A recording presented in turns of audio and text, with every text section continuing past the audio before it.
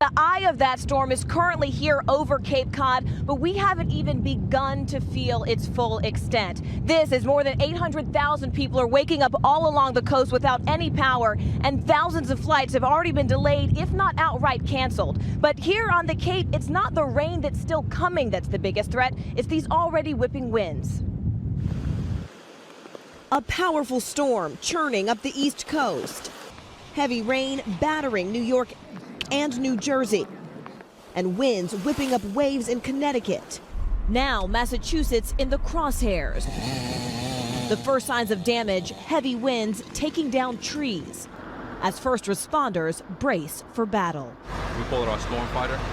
Firefighters on New York's Long Island preparing high water rescue vehicles to reach any stranded residents. And then if you find people who need rescuing, you lift them back. Exactly, we bring them on.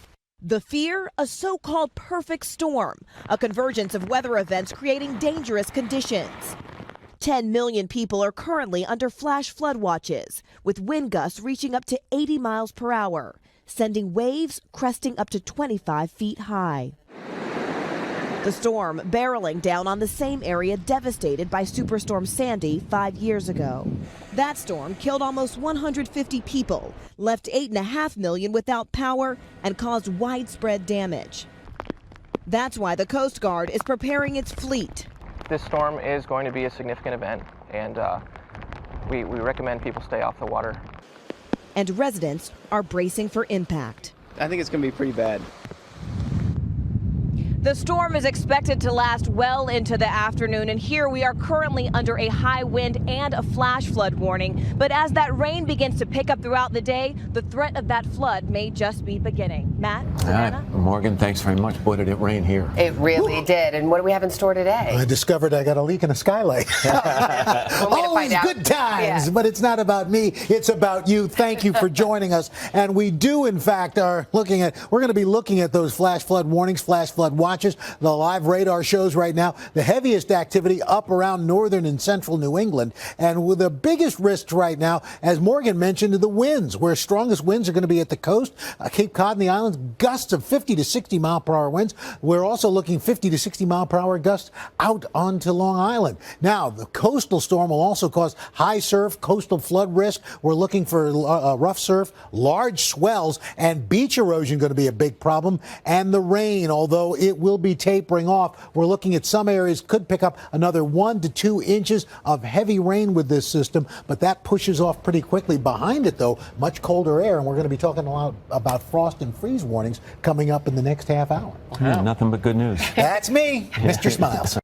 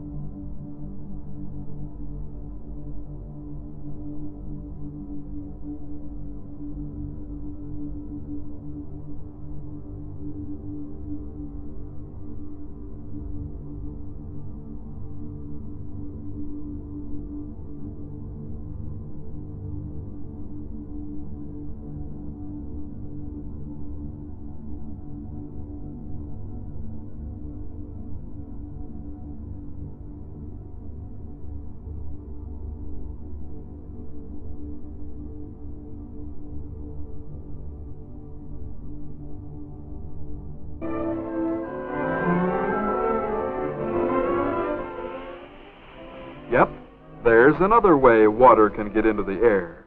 The water on the doghouse roof dried pretty fast in the warm sun. This water disappears faster because the stove is hotter. This change from water we can see to water vapor we can't see is called evaporation. The cloud from the spout of the tea kettle is condensation of the water vapor from the tea kettle hitting the colder air. The hot water in the kettle gives off water vapor to the air by rapid evaporation, just as rivers, lakes, and ponds give off water vapor to the air by slow evaporation. As the hot water-filled air hits the colder air near the ice tray, the water vapor turns into clouds of tiny water droplets floating in the air, condensation.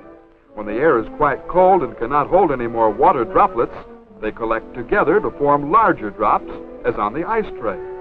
And being too heavy to float in the air, they fall back to the earth as rain.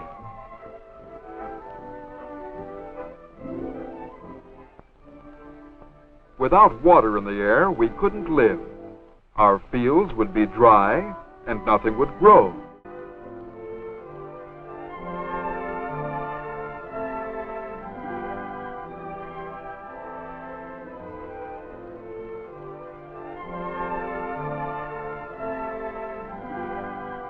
The hot water in the kettle gives off water vapor to the air by rapid evaporation, just as rivers, lakes, and ponds give off water vapor to the air by slow evaporation. The hot water in the kettle gives off water vapor to the air by rapid evaporation, just as rivers, lakes, and ponds give off water vapor to the air by slow evaporation. The hot water in the kettle gives off water vapor to the air by rapid evaporation, just as rivers, lakes, and ponds give off water vapor to the air by slow evaporation.